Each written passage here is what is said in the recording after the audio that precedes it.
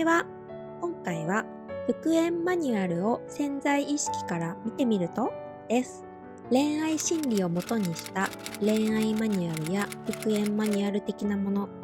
マニュアルまでいかなくても復縁までのステップはこうなどという情報はちょっと探せばいくらでも出てきますよね。今回はこうした恋愛マニュアルを潜在意識で見たらどうなるのか、ちょっといつもと違う感じで始めます。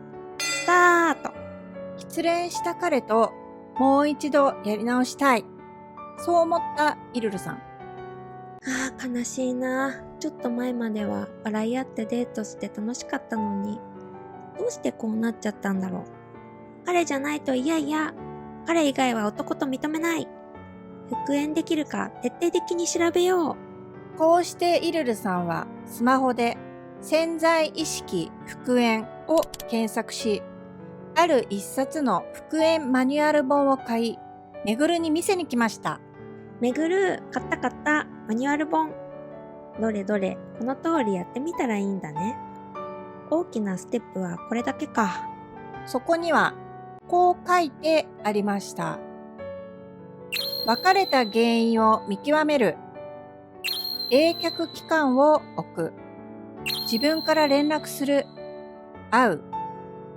いざ復縁。別れた原因を分析して、冷却期間を置いて、連絡して、いざ復縁と。まずは別れた原因か。イルルさんは何が原因で別れたのか考えていきました。原因がわからないと、いざ復縁した後も、また同じ原因で喧嘩になったり、別れる可能性があるんだって。確かにしっかり分析しておいた方がいいよね。私が別れたのは、価値観が合わなくなってきて、それにつれて喧嘩も増えちゃったんだよね。私はどんなに仕事が忙しくても彼の時間は確保できるタイプだけど、向こうは忙しいとそのことだけに集中しちゃうタイプ。好きだったら会えるでしょとか思ってるうちに溝が出てきたんだよね。なるほどとは言いつつ、内心めぐるは別れた原因を分析することと復縁できることって全然つながってなくねと思いました。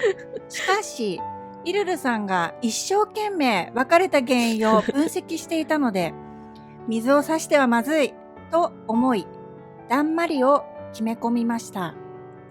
よし、原因は分析完了。次はなんだ？冷却期間？冷却期間？聞き捨てならない言葉だと思い、説明を読むとおおよそこんなことが書いてありました。冷却期間は自分から振ったか相手に振られたかで変わってきます。自分から振った場合の目安は1ヶ月ほど。相手に振られた場合は相手に彼女がいるのかいないのかによっても変わりますが、おおよそ半年から1年と考えてください。めぐるはフリーズしてしまいました。めぐる大丈夫？どうしたの？冷却期間って聞いてあれこれ細かい期間があったから混乱したの？ノーコメントで。ノーコメント。じゃあ次ですね。冷却期間中の過ごし方が書いてある。冷却期間の間はただ期間を空ければいいわけではありません。次に会った時により魅力的だと思わせるように自己研鑽に励んでください。何すりゃいいの？美容におしゃれに抜かりなく、料理も頑張り、より知的レベルが上がるように勉強も怠らずですね。エステ行って彼が来た時のために料理も頑張っちゃおうかな。ちょっと忙しければUber Eatsで済ませて、暇さえあれば寝てるめぐるは復縁できないってことですか？そうですね。マニュアルによるとそんな怠惰な態度じゃ復縁できませんよ。冷却期間を置いた後ですよね。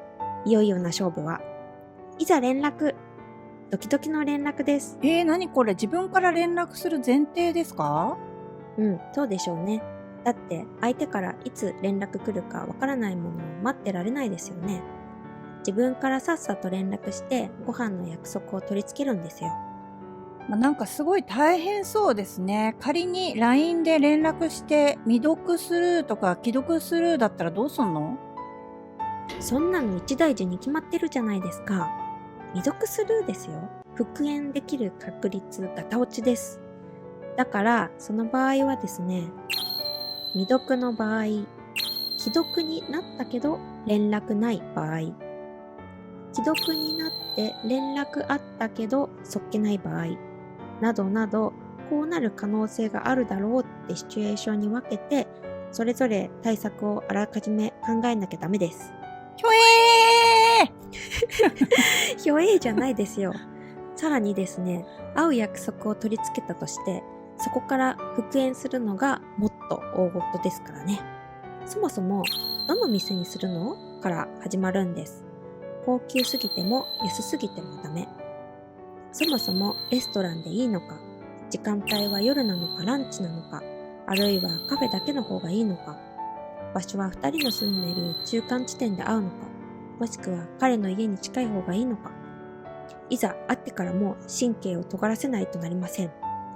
会っても盛り上がらなかったらどうすればいいのか。もし盛り上がっても後日連絡が来なかったらどうすればいいのか。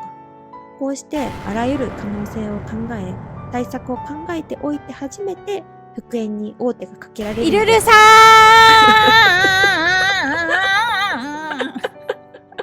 はい。めぐるもう限界です。我慢できません。恋愛心理、恋愛マニュアル、復縁マニュアルは、それはそれでいいんですよ。使った当人に会ってさえいれば。でも、めぐるには、こうすればいい、ああすればいいっていろいろ聞くと、もうそれだけでアレルギーっていうか、いろんなことしなくちゃ叶わない気持ちになっちゃうんですよ。そうですよ。いろんなことしなくちゃ復縁なんてできるはずないんです。少なくとも復縁マニュアルは。あ、そうですか。そうでしょう。やり方があって、それに沿うのが鉄則なんだから、いろんなことしなくちゃいけないに決まってるんですよ。とこんな感じでね。改めて潜在意識で願望成就のシンプルさですね。復縁マニュアルの手順ってこれでしたよね。別れた原因を見極める。冷却期間を置く。自分から連絡する会う。いざ復縁。これですね、潜在意識の願望成就で言えばこうなりますよね。一番最後にあったいざ復縁っていうのがトップに来ると言いますか、要するに彼とラブラブなどの思いを決める、以上終わりですよ。であとのですね、別れた原因を見極める、冷却期間を置く、自分から連絡する会うっていうこの星のついてるさ、ものっていうのはもう全部叶うまでのプロセス、だから全て潜在意識のお任せの部分なんですね。だから原因を見極める必要も、冷却期間がどうなるのか悩む必要も、連絡したらいいのかいつするのか考える必要も、会う段取りどうするとか告白がどうのこうの全部考える必要がないんですよ。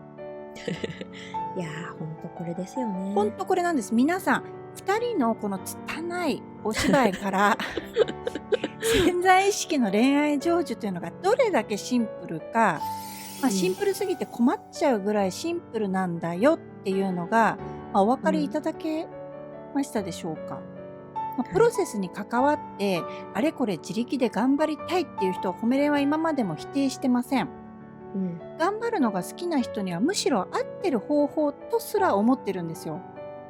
でも潜在意識という他力に委ねるって決めたなら、もう一旦こういうあれこれを検索してね、四六時中延々考え込む姿勢は一旦置いておいて、思いを決めた以上、あとは楽しく過ごす。